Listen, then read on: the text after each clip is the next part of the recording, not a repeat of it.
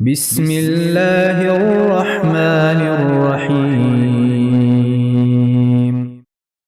سلیمان بن یسار نے نبی اکرم صلی اللہ علیہ وسلم کی اہلیہ محترمہ حضرت عائشہ رضی اللہ تعالیٰ عنہ سے روایت کی کہ انہوں نے کہا، میں نے اللہ کے رسول صلی اللہ علیہ وسلم کو کبھی پوری طرح ایسا ہنستا ہوا نہیں دیکھا کہ میں آپ کے حلق مبارک کے اندر کا ابھرا ہوا حصہ دیکھ لوں۔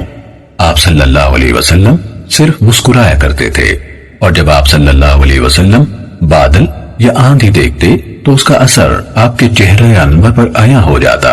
تو حضرت عائشہ رضی اللہ تعالیٰ عنہ نے کہا، اے اللہ کے رسول صلی اللہ علیہ وسلم، میں لوگوں کو دیکھتی ہوں کہ جب بادل دیکھتے ہیں تو اس امید پر خوش ہو جاتے ہیں کہ اس میں بارش ہوگی، اور میں آپ صلی اللہ علیہ وسلم کو دیکھتی ہوں کہ جب آپ اس بادل کو دیکھتے ہیں تو میں آپ کے چہرے پر ناپسندیدگی محسوس کرتی ہوں۔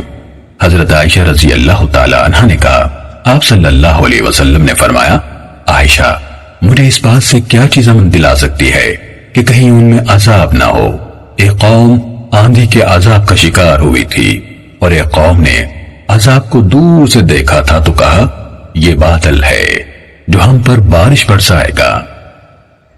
صحیح مسلم حدیث نمبر 2086۔